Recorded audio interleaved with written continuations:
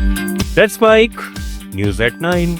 बांग्लादेश से त्रिपुरा में अवैध रूप से घुसे 8 बांग्लादेशी नागरिकों को अगरतला एयरपोर्ट पुलिस ने हिरासत में लिया है।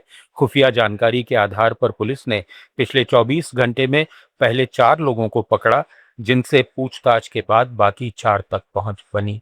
पुलिस का मानना है कि वे अवैध रास्तों से भारत आए थे और आगे अन्य जगहों पर जाने की तैयारी कर रहे थे।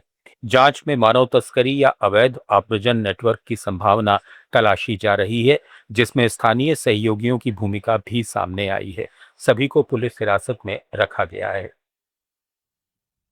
बांग्लादेश के प्रधानमंत्री तारिक रहमान ने तीस्ता बैराज मास्टर प्लान को हर हाल में लागू करने का ऐलान किया है। संसद में उन्होंने इसे देश की जल सुरक्षा और कृषि के लिए राष्ट्रीय प्राथमिकता बताया। चीन दौरे से लौटने के बाद तारिक रहमान ने कहा कि सरकार उत्तरी बांग्लादेश में पानी की कमी दूर करने के लिए तीस्ता परियोजना को तेजी से आगे बढ़ाएगी। चीन ने भी इस प्रोजेक्ट के फिजिबिलिटी अध्ययन में सहयोग का भरोसा दिया है। सरकार मॉनसून के अतिरिक्त पानी को जमा करने के लिए पद्मा बैराज परियोजना पर भी काम करेगी। बता दें कि तीस्ता नदी के जल बंटवारे को लेकर भारत और बांग्लादेश के बीच लंबे समय से विवाद बना हुआ है। कर्नाटक के उप मुख्यमंत्री ने लातिन अमेरिकी मुल्क पेरू के साथ सिस्टर सिटी पार्टनरशिप का प्रस्ताव रखा है, जिससे दोनों देशों के बीच द्विपक्षीय व्यापार को 10 अरब डॉलर तक बढ़ाने का लक्ष्य है। इस पहल में लोकतंत्र, लचीलापन और समावेशी विकास जैसे साझा मूल्यों पर जोर दिया गया, जो दोनों देशों के संबंधों को आकार देते हैं।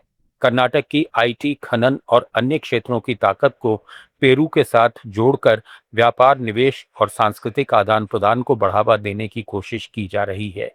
ये प्रस्ताव वैश्विक स्तर पर कर्नाटक की आर्थिक पहुंच बढ़ाने की दिशा में बड़ा कदम माना जा रहा है।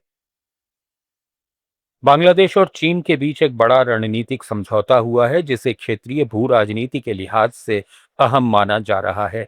बांग्लादेश ने अपने दूसरे सबसे बड़े मोगला बंदरगाह के विकास का प्रोजेक्ट चीन की सरकारी कंपनी को सौंपने का फैसला किया है। समझौते के तहत बंदरगाह के साथ करीब 110 एकड़ क्षेत्र को आर्थिक जोन के रूप में भी विकसित किया जाएगा, जहां इलेक्ट्रॉनिक्स उद्योग स्थापित किए जाएंगे।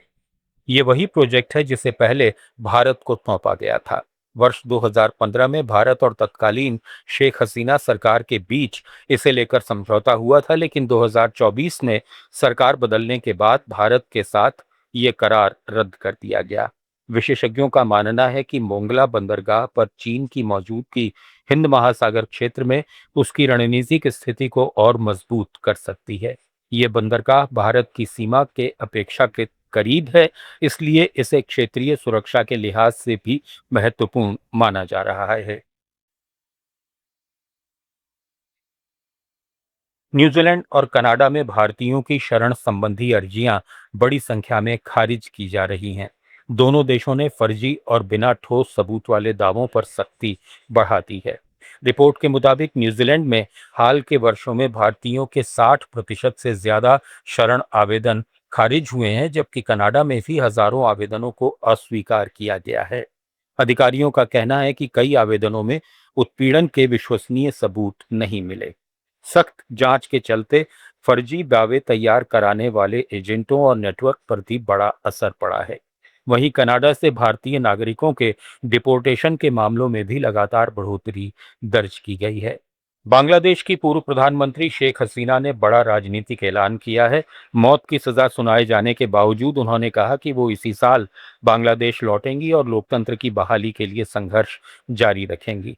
भारत में रह रही बांग्लादेश की पूर्व प्रधानमंत्री शेख हसीना ने कहा कि वो हर बाधा और साजिश पार करते हुए इसी साल अपने देश लौटेंगी। छात्र आंदोलन से जुड़े हिंसा मामले में उन्हें अनुपस्थिति में मौत की सजा सुनाई जा चुकी है, लेकिन हसीना ने फैसले को राजनीतिक साजिश बताते हुए खारिज कर दिया।